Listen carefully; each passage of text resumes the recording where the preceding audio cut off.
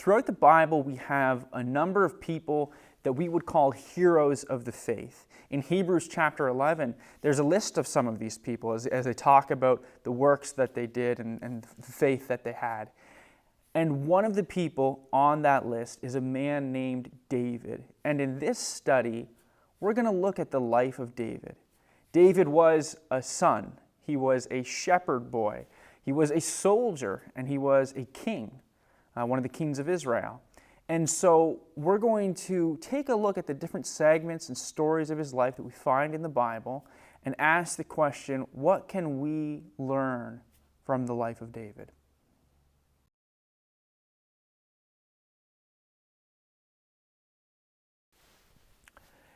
David has just struck down Goliath.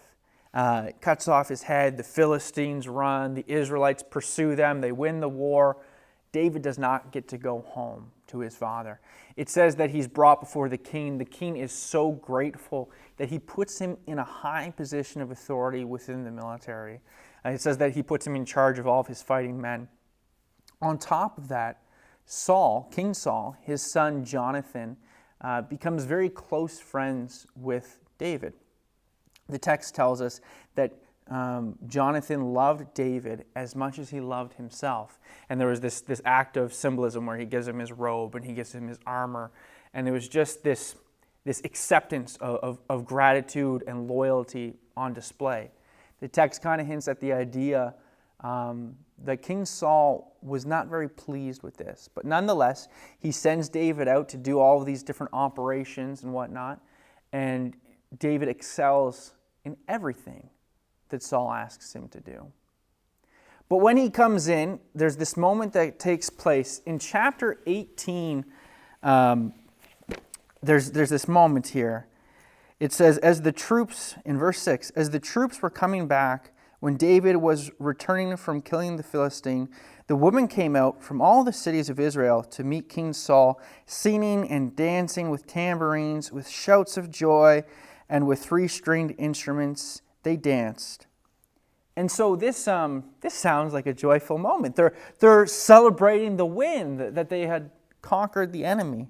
However, in verse 7, as they danced, the women sang, Saul has killed his thousands, but David his tens of thousands. Saul was furious and resented the song. They credited tens of thousands to David, he complained, but they only credited me with thousands. What more can he have but the kingdom? So Saul watched David jealously from that day forward. And this is one of the moments where we learn from someone's mistake. Saul has already been told by the prophet that God has rejected him as king. And so naturally there's this idea floating in his mind of, I'm not going to be king. Who is going to be king? Now naturally he might think towards his son Jonathan.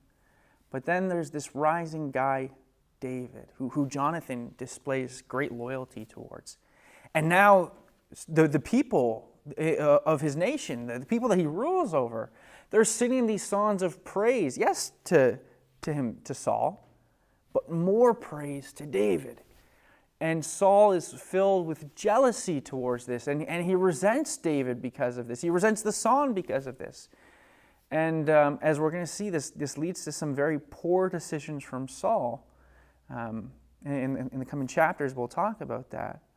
But right here, we should talk about the acceptance of how God uses you and the acceptance you have towards others when God uses them. Sometimes when people are doing a project or, they're in a group and someone asks someone to do something, they have this moment of jealousy and they're like, well, I could do that. I should do that. Why didn't they ask me? Why didn't they call on me? Why didn't they think of me? And that's basically what we see here is David is rising up.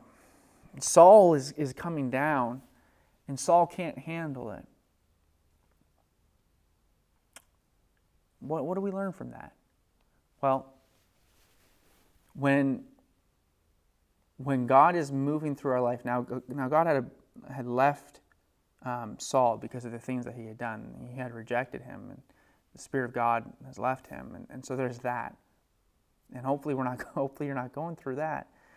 But even in our time where we are faithful to God, we'll see other people that God is using in other ways.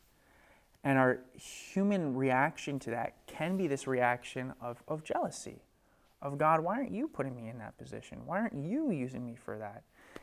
Maybe you're applying for a job and you know one of the other people that's applying for the job and they get the job and you don't. And there's a sense of jealousy there. Why? Don't be jealous of that. Trust that God is putting people where they're supposed to be and that He'll put you where you're supposed to be. And not for your gain, but for God's gain. What Saul should have done is recognize that God has rejected me and I've made this mistake. He should have repented of that.